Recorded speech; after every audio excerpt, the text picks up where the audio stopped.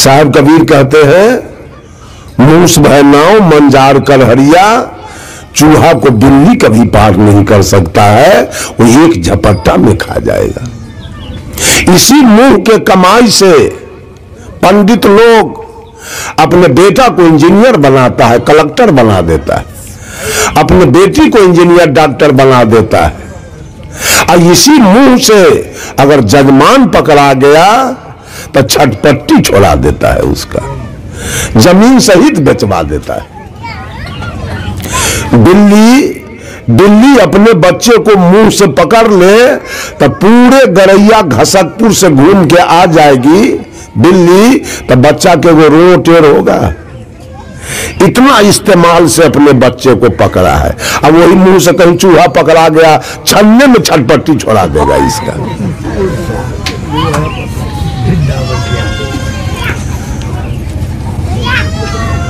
बहुत लोग पंडित की दलाली करते हैं। पंडित के नहीं पूछोगे तो तुम्हारे हम भोज नहीं खाएंगे। पंडित के दान दक्षिणा नहीं दोगे तो तुम्हारे हम नहीं खाएंगे। ये गुलामी, आज तक ये गुलामी चल रही है, झूठ की गुलामी। साहब कबीर कहते हैं नर पशु, वेद पशु, गुरु पशु, तिरिया पशु संसार, कहे कबीर वे न पशु जाके विमल विचार। सारे लोग हम तो कहते हैं गुरु पशु भी है। अगर गुरु पशु नहीं होते तो हरिंद्रानंद ऐसे आदमी का भी चेला ही दुनिया में हो गया। वो पशु है कि आदमी है?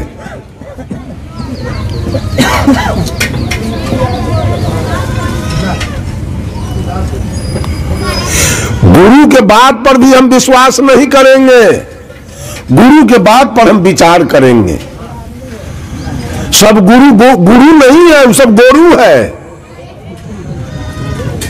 गुरु नहीं है, गोरू है। गोरू केवल नोट ठगने वाला, पैसा लेने वाला, उसको लोग भी गुरु मानिए लेता है।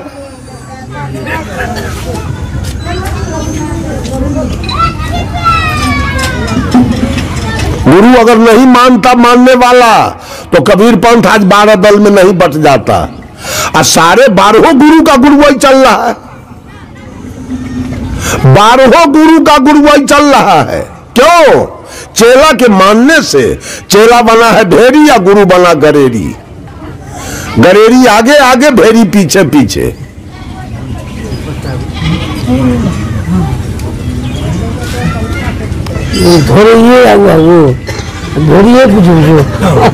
तीसरे शब्दों में सदगुरु कबीर कहते हैं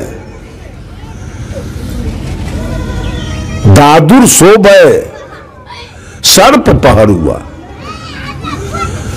दादुर माने होता है मेढक, जिसे बोलचाल के भाषा में बेंग कहते हैं। बेंग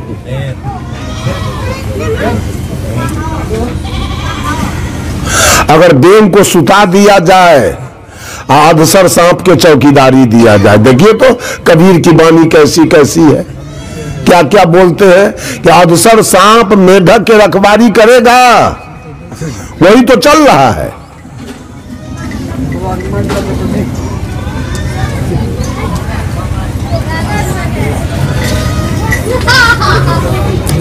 अधसर सांप मेढक के रखवारी नहीं करेगा, वो खा जाएगा। तो अधसर क्या है? अधसर सांप क्या है? क्रोध। आप क्रोध में जीना चाहते हैं, आप लोभ में जीना चाहते हैं, और आप काम में जीना चाहते हैं। ये 3 रस्सा है, और तीनों रस्सा में दुनिया के लोग बंधा चुका है। 3 रस्सा में सारे लोग बंधा गए। या तो काम के रस्सा में बंधाए हैं, नहीं तो लोभ के रस्सा में बंधाए हैं, और नहीं तो क्रोध के रस्सा में बंधाए हैं। या तो ब्रह्मा के गुण में है, नहीं तो विष्णु के गुण में है, और नहीं तो शंकर के गुण में, नहीं तो रजो गुण में है, नहीं तो सतो गुण में है, नहीं तो तमो गुण में। या नहीं तो काम में है, लोभ में है, क्रोध में है, या तो इंगला में है, पिंगला में है, सुखमना में है, गंगा में है, जमुना में है, सरस्वती में। ये 3 गुण का जो रस्सा है पूरे दुनिया को बांध दिया है, पूरा दुनिया बना चुका है। अब उसी की पूजा चल रही है, उसी तीनों गुण की पूजा चल रही है।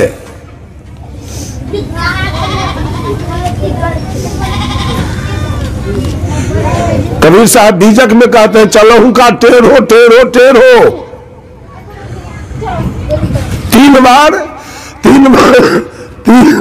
3 बार जयकार करने का मतलब, 3 बार साहेब बंदगी करने का मतलब, ये दुनिया त्रिगुणात्मक है, 3 गुण से भरा हुआ है। पूरे लोग कामी है, क्रोधी है, लोभी है, और वो मुक्ति पाना चाहते हैं जल ढार के, अगरबत्ती बार के, गीत गा के, हारमोनियम बजा के, नाल बजा के, पैड बजा के, कुछ मंत्र का जाप करके, कुछ ध्यान करके वो मुक्ति पाना चाहते हैं। 3 गुण के रस्सा से बन्हायल पार कर जाएंगे। जब तक ये रस्सा नहीं कटेगा, और रस्सा काटने का औजार किसके पास है? इस विश्व में रस्सा काटने का औजार कौन लाया था? साधो सदगुरु भगति आनी, नारी एक पुरुष दुई जाया, बूझो पंडित ज्ञानी। पाहन फोरी गंग यज्ञ निकले, चहु दिस पानी पानी। ये तीनों गुण का रस्सा काटने का औजार साहेब कबीर लेके आए थे, दूसरा कोई नहीं। सब लोग वेद पुराण की बात पंचा लेके करते हैं, रामायण की बात पंचा लेके बोलते हैं, सुख सागर की बात बोलते हैं, श्रीमद् भागवत की बात बोलते हैं, गीता की बात बोलते हैं। कबीर अपने अनुभव की बात बोलते हैं, कबीर किसी से पंचा नहीं लेते। एक गांव में बहुत बड़ा विद्वान आया, प्रकांड पंडित, और राजकीय मध्य विद्यालय पर रुक गया। एक ढोल बजाने वाले को 500,000 रुपया दिया और कहा कि तू जितना देर सको भर दिन में, जितना देर दूर तू चल सको, हर जगह ढोल बजा दो कि है इस एरिया में कोई विद्वान पंडित, अनेक भाषा के जानकार, अनेक शास्त्र का जानकार, तो आके हमसे हाथ मिला ले। वो डिगडिगिया पीट दिया। सारे विद्वान पंडित अपना अपना घर पकड़ लिए डर से। अगर विद्वान नहीं है तो दूसरे गांव नगर से आकर और मेरे नगर में चैलेंज ठोका है, झूठ के उससे शास्त्रार्थ करके मरना ही पड़ेगा, हार तो खाना पड़ेगा। इससे अच्छा है जाना नहीं है। कोई नहीं आया।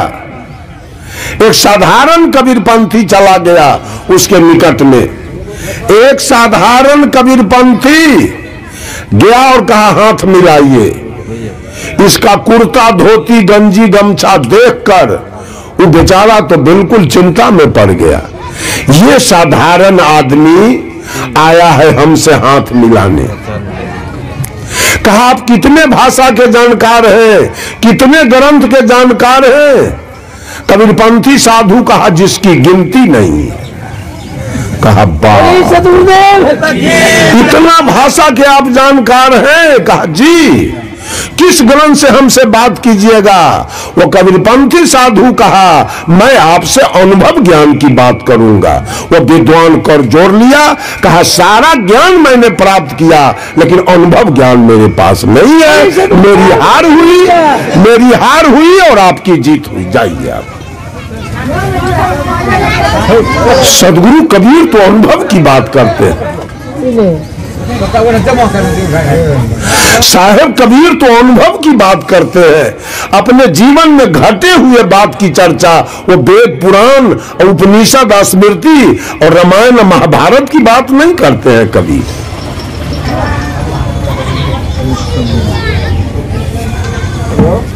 दादुर सोबे सर्प पहरुआ, ये तीन बात मैंने आपके सामने रखा है।